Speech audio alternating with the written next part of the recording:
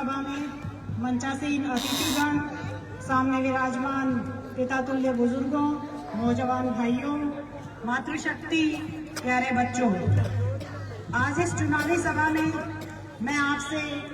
Vote की appeal तो करने आई हूँ और आपको यह भी बताने आई हूँ कि अगर विकास की सारी बातें भाई साहब नारायण जी ने बता दी है कि कितना विकास आपके बीच हुआ है, क्या हुआ है, सब आपको पता है, क्योंकि प्रत्यक्ष को प्रमाण की आवश्यकता नहीं होती। अब अगर इसी कड़ी को कड़ी से कड़ी जोड़ेंगे तभी विकास संभव है। आप पड़ोस की विधानसभा में देख सकते हैं, 1 साल हुआ है, विधायक बीजेपी के यहाँ कितना काम हो रहा है, और आप इसी खीवसर की विधानसभा का जो 1 साल जब पूरा ही नहीं हुआ था, 6 महीने ही हुए थे, उस समय सारा पैसा,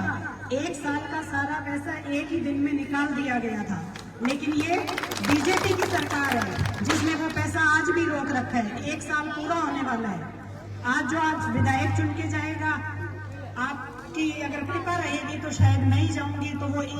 जिस दिन 23 तारीख को रिजल्ट आएगा और आचार संहिता हटते ही वो जो 1 साल का पैसा सैंक्शन हुआ है दूसरे ही दिन आ जाएगा। वो उन्होंने रोक इसीलिए रखा है कि कहीं आरएलपी वोट नहीं ले जाए। लेकिन आपको ये पता है कि ईमानदारी की राजनीति कौन करता है? जब आपका नेता ईमानदार होगा तो उसको चारों तरफ से घेरने की कोशिश की जाएगी, लेकिन उस चक्रव्यूह को तोड़ने के लिए आप सबको भागीदारी निभानी होगी और आप खीवसर की जनता को एक इतिहास रचना होगा। जब आरएलपी यहाँ से जीत के जाएगी तो ये चर्चा नहीं होगी कि कनिका बेनीवाल जीती है या कौन जीता है, ये चर्चा होगी कि खीवसर की जनता इतनी मजबूत है कि सरकार के खिलाफ खड़ी हो गई है। आपको इसी बात का ध्यान रखना है कि आपके लिए, विकास के लिए, किसानों के लिए कौन लड़ने वाला है, क्योंकि कोई भी पैसा है या सरकार का भी पैसा है,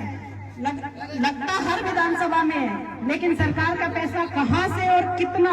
सिर्फ एक विधायक कोष ही नहीं होता है, और काम भी लाने पड़ते हैं। अगर आप किसी और पार्टी को जिता के भेज दोगे तो वो सिर्फ विधायक कोष का पैसा आपके बीच में खर्च कर पाएंगे, लेकिन हमारी पार्टी इतनी ज्यादा संघर्ष करती है, इतना ज्यादा संघर्ष करती है, आप सब लोग भी उसी का हिस्सा है, इतना संघर्ष करते हैं हम कि कहीं ना कहीं से और भी ले पड़ते हैं, और उसी संघर्ष का परिणाम होता है कि जो काम आसपास की विधानसभा में नहीं होता वो खीवसर में होता है। इसलिए आपको खीवसर की जनता को मजबूती रखनी है, और इसके साथ आप अगर मुझे मजबूत करोगे तो राष्ट्रीय लोकतांत्रिक पार्टी की बात देश में चलेगी, क्योंकि बीजेपी अगर सीट जीतती है तो सिर्फ एक कोने में बिठा दिया जाएगा, और अगर कांग्रेस जीतती है तो कोई वजूद ही नहीं है। लेकिन अगर आप आरएलपी के लिए सीट ये जिताओगे तो आपका प्रतिनिधित्व विधानसभा में रहेगा, और आरएलपी के लिए मैं खड़ी रहूंगी। जो नेतृत्व या जो भी मुझे मार्गदर्शन मिलेगा वो मेरा आला कमान या तो जनता रहेगी, या जो 2 मजबूत स्तंभ आपके बीच में रहने वाले हैं वही होंगे। मेरे पास ना दिल्ली से पर्ची आएगी, ना मुख्यमंत्री जी के यहाँ से पर्ची आएगी, मेरे पास पर्ची जो आएगी वो सिर्फ आपके पास से आएगी। आप जो मुझे काम कराने का कहोगे मैं वही करूंगी।